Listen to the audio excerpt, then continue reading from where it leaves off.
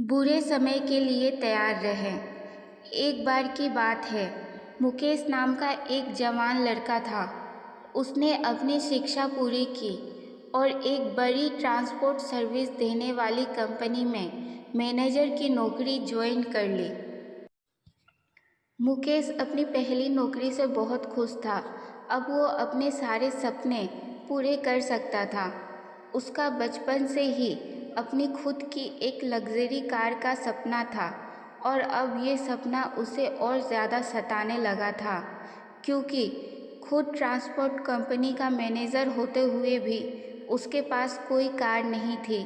उसने हाल ही में नौकरी करना शुरू किया था, इसीलिए उसके पास कार लेने के लिए पर्याप्त पैसे नहीं थे। फिर भी एक दिन उसने अपने पिता से इस बारे में चर्चा की और कार को लेकर अपने विचार पिता से कहे। उसके पिता ने उसे समझाया, बेटे मैं जानता हूँ कि तुम एक कार लेना चाहते हो, लेकिन अभी खरीदना जल्दबाजी होगी। विजय ने उत्तर दिया, जल्दबाजी? मैंने सोचा था कि आप मेरे इस फैसले से बहुत खुश होंगे। पिता ने कहा, मैं तुम्हारे लिए खुश हूँ मेरे बेटे, लेकिन तुमने हाल ही में अपनी नौकरी शुरू की है। तुम्हें भविष्य में आने वाले कठिन समय के लिए कुछ पैसे बचाना चाहिए। इसके अलावा कार खरीदने से पहले कुछ समय इंतज़ार करना चाहिए और कुछ पैसे डाउन पेमेंट के लिए भी बचाना चाहिए, ना कि इसे पूरी तरह से ऋण पर खरीदना चाहिए। ओ पिताजी, आप बहुत ऑर्थोडॉक्स हैं। जब मुझे अभी कार मिल सकती है तो मैं इंतज़ार क्यों करूं? ज़िंदगी 4 दिनों की होती है और ये सिर्फ एक बार मिलती है। मैं पैसे बचाने में समय वेस्ट नहीं करना चाहता और अपने सपनों को छोड़ना नहीं चाहता। और आप कौन से कठिन समय की बात कर रहे हैं? क्या आपको लगता है कि मैं अपनी नौकरी खो सकता हूँ? क्या आपको मेरी काबिलियत पर शक है? मुकेश ने उत्तर दिया, नहीं बेटे, मुझे तुम्हारी क्षमता पर संदेह नहीं है। मुझे यकीन है तुम जीवन में ज़रूर सफल होगे, लेकिन हमें हमेशा सबसे बुरे के लिए तैयार रहना चाहिए।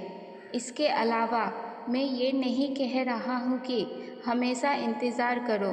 कुछ वर्षों तक प्रतीक्षा करो और आपात स्थिति के लिए कुछ पैसे बचाओ और साथ ही अपनी कार के डाउन पेमेंट के लिए भी कुछ पैसे बचाओ, पिता ने समझाया। मुझे समझ नहीं आ रहा कि आप किस बुरे समय की बात कर रहे हैं। मैंने कमाई शुरू करने के लिए वर्षों तक इंतज़ार किया ताकि मैं अपनी कार खरीद सकूं। मैं अब और इंतज़ार नहीं कर सकता, विजय ने जाने से पहले कहा। विजय ने कार लोन लेकर आगे बढ़ने का फैसला किया। उन्होंने ऋण के लिए आवेदन किया और उसे तुरंत मजदूरी दे दी गई। अब वो अपनी कार का गौरवान्वित मालिक था। उसे सफलता महसूस हुई। अब उसका सपना पूरा हो गया।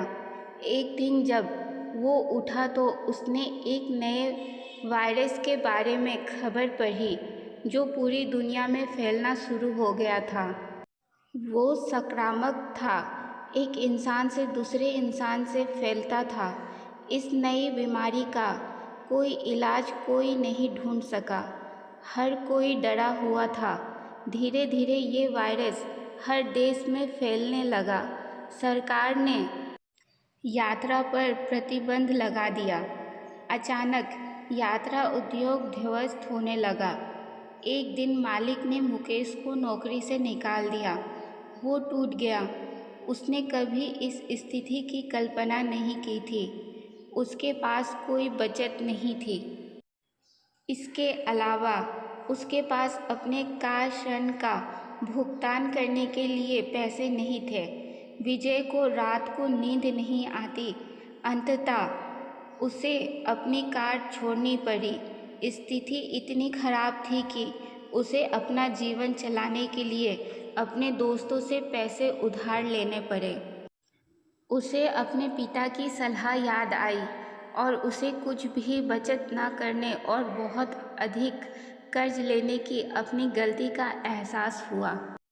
याद रखें, आपातकालीन और कठिन समय के लिए हमेशा बचत करें, कभी ज़्यादा कर्ज ना लें। अपने वित्तीय लक्ष्य की योजना ज़रूर बनाएं।